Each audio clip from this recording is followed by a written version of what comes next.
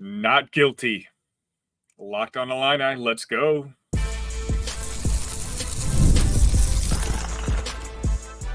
You are Locked on Illini, your daily podcast on the Illinois Fighting Illini. Part of the Locked On Podcast Network, your team every day.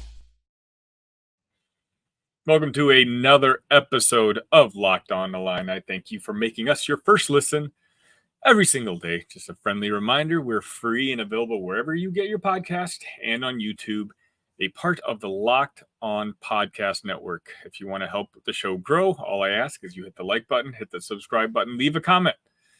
Let me know what you're liking about the show. We are about to finish up our first month, what you want to see us improve on. If there's some content ideas, this show is your show. So just let me.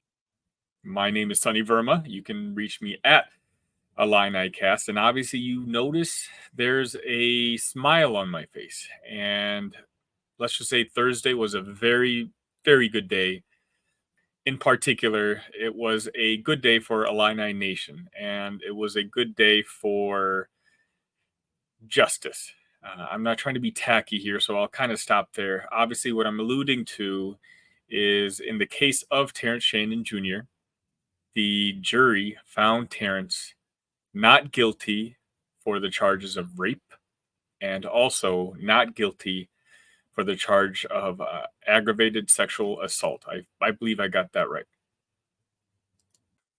It did not take very long for the jury to reach its conclusion. It took about 90 minutes or so. It must have been the longest 90 minutes of Terrence's life. But the verdict was read. The accuser, along with her friend, quickly left the courtroom while Terrence and his family got to understandably kind of celebrate and embrace each other, knowing that this nightmare of a 7-month process, probably longer than that, is finally done. On the last day of the trial, there was 2 Illini that actually took the stand. First and foremost, it was assistant coach Tim Anderson, who has been somewhat of a mentor towards Terrence for the past decade, and Anderson called Shannon humble, shy, and reserved as a person. He said he was crushed when he heard the accusation and believed there had been some kind of mistake. The Shannon he knows, he said, is not the kind of person who would do such a thing. However, Anderson said he's also aware of the challenges that face athletes and young black men in society. Anderson said, "You can do everything to help someone and put them in the right situation," Anderson said. "You can get them in the right place, but I'm more scared of the world when they go out the door. If you knew this guy, you wouldn't," he said, before breaking down in tears. After that, Terrence himself went on the stand, and this, from my understanding, was not something he had to do. But he believed in himself, and I think he wanted to get the opportunity to tell his story. And he was very emphatic about his actions, or I guess more importantly, his lack of actions that night. Terrence's quotes directly, again, from Mitch Gilflin, everyone's favorite Twitter lawyer. "I never pulled a girl to me that night. I never touched her that way. I never stuck my hand under a girl's skirt. It did not happen." Then someone asked him, "Did you ever insert your fingers into her body?" And Terrence responded, "That did not happen. The first time I ever saw her was at the preliminary hearing on May 10th. Then someone asked, "Is there anything else you want to tell the jury about that night?" And simply put, he just said, "I did not grab, touch, pull, rape, or assault the alleged victim." Now, I said this in the episode yesterday. The investigation itself did not exactly seem like there was a lot of attention put forth on it. And to give you an idea, that when the closing arguments started, the prosecution, basically their only closing argument was trying to paint Terrence Shannon Jr. as an athlete who had been successful, and who, because he was a successful athlete, had the mindset that he can do whatever he wants and get whatever he wants. And now, I've only been covering the Illini for about a year, but I do know people who've been covering him since he got onto campus, and that's never been the type of person that Terrence was. He's a humble kid who gets to the gym at 4 in the morning every morning. He comes from a struggling upbringing. He doesn't take this stuff for granted. So the perception that the prosecution was trying to paint of Terrence was not one that us Illini fans have come to know him by. And so when I saw that, combined with the lack of evidence produced in the trial in the previous days, honestly, I felt pretty good about it. And having said that, still having to wait 90 minutes for that verdict, that was tough. And if it was tough for me, again, I can only imagine how long that 90 minutes felt for the family. Shortly after the verdict came out, a statement was released by Terence Shannon Jr.'s legal team. And in it, they said, as we stated in September of 23, we emphatically denied these charges and waited for our day in court. That time has come. The jury has spoken and justice was served. The public at large owes Terrence Shannon Jr. an apology. And shortly after that, head coach Brad Underwood and the director of athletics, Josh Whitman, also released statements of their own. Coach Brad Underwood first. I'm thrilled for Terrence with the news of today's verdict. Under 6 months of intense scrutiny, Terrence has shown tremendous composure, maturity, and focus. He can now put this behind him and move forward with his life. I, along with everyone in our Illinois basketball program, will continue to offer Terrence our full support as he looks to fulfill his NBA dreams. And Josh, all of us who know and care about Terrence breathed a tremendous sigh of relief with the announcement of today's not guilty verdict. This has been a very serious and unfortunate situation for all parties involved, and I am happy for Terrence that it has been resolved and his name has been cleared. We look forward to cheering for him as he begins his NBA journey. Now, obviously, a lot has already been talked about this case, and I won't go too much further, but I'll just say that I'm really happy for the Shannon family. This case has been going on for so long. This accusation first happened sometime in September, and obviously he found out about it shortly thereafter. Just to know that justice took place. Now, it's unfortunate that everything coincided with his basketball career and a guy who arguably had the greatest season in Illini history wasn't able to enjoy the moment because of these accusations. He was forced to miss 6 games in January, and then even when he came back, at the end of each game, he was not allowed to talk to media. He was whisked away. He was hidden. He wasn't able to give his side of the story. He was left off the All-American team when arguably he was the second best player in college basketball this year. Every stadium he went to, he heard some of the most vile things that a young man should be hearing. All for something he ultimately was proven to have not done. So I will say, shame on the state of Kansas. Shame on the DA of this case, the police department, the detective that were in charge and who ultimately charged Terrence Shannon Jr. I think they put Terrence in a situation where if they had just simply done their jobs, and that's diagnose the information in front of them, seek out more information, look at cameras, talk to bartenders, talk to the security staff. If they simply just did their jobs, I don't think that this case would have gone to trial. I think there would have been a resolution before we got this far. And Terrence would be talked about as being a no-brainer first-round draft pick. And more importantly than that, Terrence and his family would not have had to go through the last few months of just awaiting this day. I'm happy today because justice prevailed. But I recognize that there's a lot of people out there who might be in similar situations where they aren't so lucky.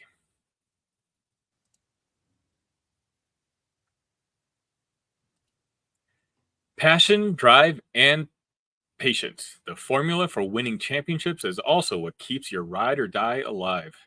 eBay Motors has everything you need to maintain your vehicle and level it up to peak performance. Superchargers, roof racks, exhaust kits, LED lights, and more. Whether you're into speed, power, or style, eBay Motors has you covered. With over 122 million parts for your number one ride or die, you'll always find exactly what you're looking for. And with eBay Guaranteed Fit, your part is guaranteed to fit your ride every time or your money back. Because with eBay Motors, you're burning rubber, not cash. With all the parts you need at the prices you want, it's easy to make your car the MVP and bring home huge wins. Keep your ride or die alive at ebaymotors.com. Eligible items only. Exclusions apply. eBay Guaranteed Fit only available to U.S. customers.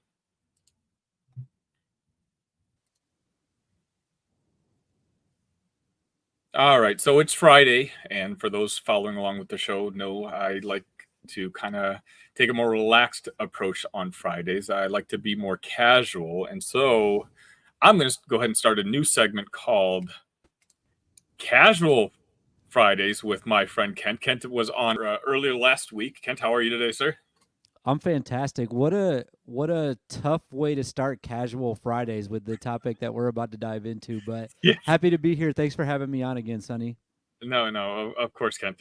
Yeah, exactly. Usually it's kind of free flow, relaxing Fridays, and today's been nothing of the sort. But I at the same time I still wanted you on because me being an Illini fan, I've kind of been living through this over the X amount of months. But I did, I was interested in trying to get a perspective from someone who's just a fan, not necessarily of Terrence Shannon Jr. of Illinois, but just a fan of the Big Ten and the conference in general, who knew about the story but maybe wasn't following it closely, if that makes sense. So the floor is yours, Ken. Tell me what you think of what happened today. All right. Well, I'll try to keep it as short as possible, but it was just really interesting, I guess I'll say, following Terrence this season because he very quickly became one of my favorite players. When everything went down and the charges were filed and he had to leave the team, it was really tough. And there was there was a very visceral response on Twitter and people jumping to conclusions. And that was tough to see from somebody that I thought that, really didn't deserve it quite yet. Wanted to see everything play out. And, I heard some of your first segment. I think you covered that pretty well, the things that he had to react to and respond to when he was on the road and all the way up until the end of the season. I had the honor of watching him play in Minnesota this year during the Big Ten tournament. Incredible run. I believe, if I'm remembering correctly, third or second most points scored in a Big Ten tournament all time. In one less game. Yes. Yeah. So just really incredible to watch him and a fun player to watch. And as you said, a really good day I feel good for him because it in some way clears his name. And when something like this, when you're accused of something like this, it's always going to be attached to you. It's tough. But to be able to be found not guilty and kind of some of the, I guess I'll call them haters that were coming at him all year, whether it was online or in real life, having to face that today it felt pretty good to see that. I'll be honest. Yeah, it's tough. I'm glad we get to put it behind us, and I can only imagine how happy the Shannon family is to put it behind them. But this segment is more about moving forward. Now, Kent, just to let you know, there's certain rules that the University of Illinois have, and I figured I'd kind of talk to you about what Terrence can do moving forward, whether it's talking about the NBA or some of the decisions the University of Illinois can make. And first and foremost, Josh Whitman is the AD here at Illinois, and he's got a very tough decision to make because as soon as the verdict came out, there was support from the community, from the fans, of retiring Terrence's number. And for Illinois athletics, there's a bunch of different qualifications for your number to be eligible to be retired. One of them being you were voted as an All-American. Now, I think it's inarguable that Terrence Shannon was one of the 3 best players in college basketball today. I think he was the second best, but I guess what I'm saying, clearly, had this trial not being held over his head, he would have been voted onto the All-American team. But he wasn't. So what say you? Do you think that Josh should kind of make an exception here and raise his number? I think that he should, and I think you're 100% right because if you watched the Big Ten at all in any capacity, you would know the impact that Terrence had on this team. He was vital to this team. He was the most important player. Arguably, I don't even know if it's arguable, like the most important player in the conference, because when you compare him to someone like, obviously you're thinking of like Zach Edey was the most important player for Purdue. They still had a really good team without Zach when he wasn't on the court, and I think Illinois did too. Obviously, you guys were really good this year, but what he did for the team, he just had such a big impact offensively, and what a lot of people didn't see that I actually saw, even as a casual, was his defensive prowess, I would say. Really good defensive player, and I think that that's what's going to be so helpful to him as he, as we're entering that NBA. The draft is coming up, obviously. So I think that's the thing that teams are going to be looking at that's going to be really important to him. But to go back to your question, though, I do think an exception should be made. I think he's one of the best players ever at Illinois. I don't think that's a question at all. And going back to what I kind of touched on earlier, the way that he finished out this season was just so impressive in the Big Ten tournament and taking Illinois a little bit farther than they've been and gotten, some flack for over the last, 10 years. And being able to take them that far was really impressive. And the way that he finished out the career there was just there's nothing more that needs to be said, really. Yeah, he's got a media day, I believe June 20th, where he's going to be fielding questions from a lot of the Illini media, and I'm sure other people before me are going to be able to ask that question, but I'm very curious to see what he's going to say. 2 weeks from now, we're going to have the NBA draft, and for the most part, Terrence's name has been left off the NBA draft. Most of the publications will tell you that that's on purpose because they were waiting to have this trial reach a resolution. Well, it has. And, he's been deemed not guilty. He's innocent. So at this point, where do you think that a guy like Terrence Shannon should probably fall in this draft? I'm looking at the draft order right now, and I am notoriously bad at predicting what's going to happen in the draft. I was on record last year as saying that I didn't think that Jet Howard should be drafted at all, and he went in the first round. So I have no idea what I'm talking about, obviously, when it comes to the draft. But here's what I'll say, and since I just mentioned his name, I'll compare the two. He should definitely be in the first round. Mm-hmm. If you compare him to Jet last year, and you watch them just simply take away everything that they can do offensively. Now, Jet's a great shooter, don't get me wrong, and he did well shooting at Michigan. When I'm comparing those two guys, though, there's a stark difference between what they do defensively. Jet is lost.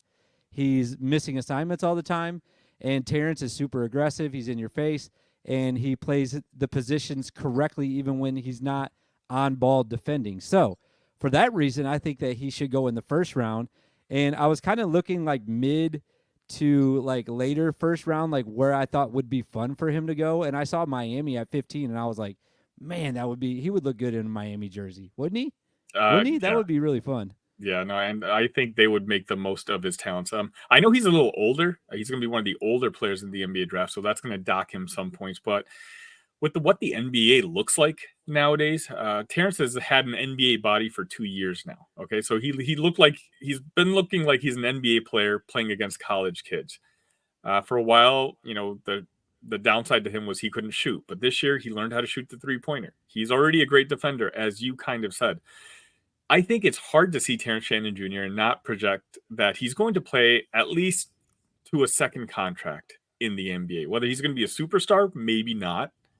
But a 3-and-D type of player. He's 6'5", 6'6". I think he's got a role, especially now in the NBA where a lot of the smaller players are kind of being eliminated and a lot of teams are kind of hoarding wings. I think Yeah. Terrence Shannon kind of fits the prototypical wing that's kind of performing well in the NBA nowadays. Yeah, I agree. It's funny. I was looking at some of the websites before, and there was like his mock was like Kelly Oubre, which I think he's better than him. Like just off the top, I just think he's a better basketball player than him. I don't know. Maybe I'm crazy, but I grew up in Michigan, so I'm a Pistons fan. I would love to have him on the Pistons. We're terrible, Yeah. so we could use anybody that's going to give us any sort of energy at all, and that could shoot even a little bit. But putting him next to like Cade Cunningham, man, that would be really athletic backcourt. Would be really fun to watch. But there's a lot of teams on here. Like I was saying, I'm looking through some of these teams. Like even if he falls a little bit later, like New York has back-to-back picks at 24 and 25. If he's down there and you have those picks, like why not use one of them and take him right there? Because I think that's value if he's dropping that far. I think that if you get him at 24, 25, why not? I fit right agree in with New you. York. I would be grossed out. Obviously, I'm born and raised in Chicago. The Jordan Bulls raised me, so the idea of Terrence in a Knicks uniform is just completely disgusting. But, basically, I agree with what you're saying. I don't think even he should drop that far to the Knicks level because historically, this looks like it's one of the worst drafts in a very, very long time. And with that being said, I really think he's maybe a mid-teens type of player. That's kind of probably where he should go. He's not going to be your star. He's not going to be the best 2 or 3 players on any sort of championship team. But I said the same thing about Ayo Dosunmu a couple years back. I couldn't believe he fell as far as he did because between his size, his work ethic, and just his skills, I was like, well, the NBA, this is the type of player the NBA covets now. Ayo is going to play 5 to 10 years somewhere. And, when he got drafted, he fell to the second round. Luckily, it worked out because he fell to my Bulls, but he just ultimately proved me right.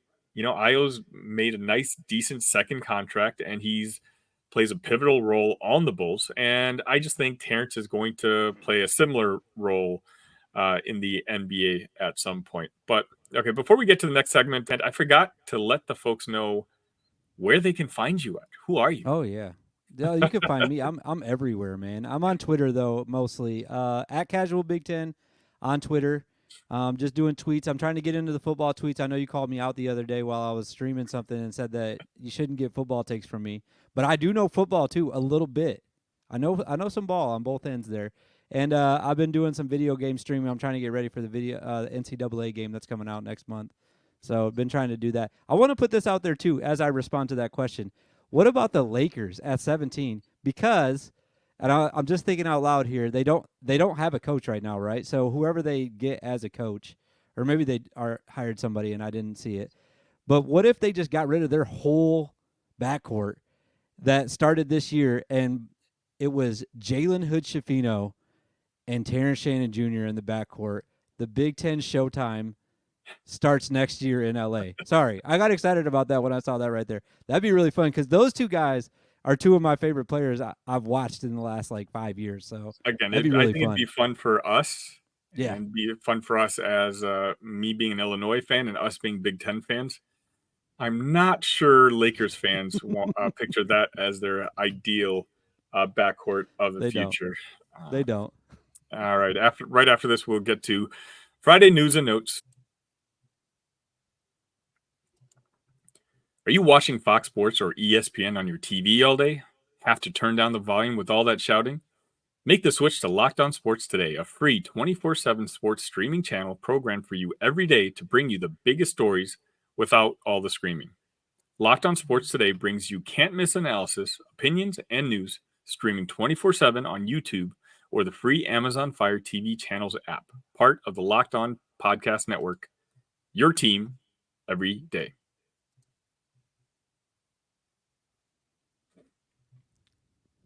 So a lot happened on Thursday outside the Terrence Shannon verdict. It's Zachary Franklin, wide receiver we've been waiting on for a good amount of time. He finally committed to the Illini. Now, I'm not going to talk too much about that. I'm going to save that for a future episode because I think it's enough of a big deal. But Ken, I did want your opinion actually. The last time you were on the show was when Will Riley had said that he was going to come visit Champaign for an official visit. Now, a lot has changed since then, and he's officially announced that he's going to be making his decision on June 23rd. I believe it's like anywhere from 2:30 to 3:30 p.m. So, what have you heard on the Will Riley front, if anything? Yeah, it sounds like you're not following it that closely. You know exactly when he's going to do it, like to the minute.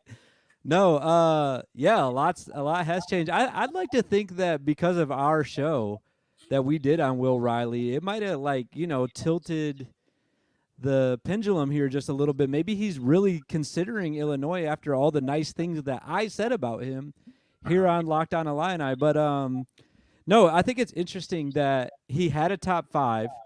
And from what I saw on Twitter, he took somebody out of his top 5, and I don't remember who it was. Arkansas. But, okay, so he took Arkansas out, and now he put Illinois in the top 5.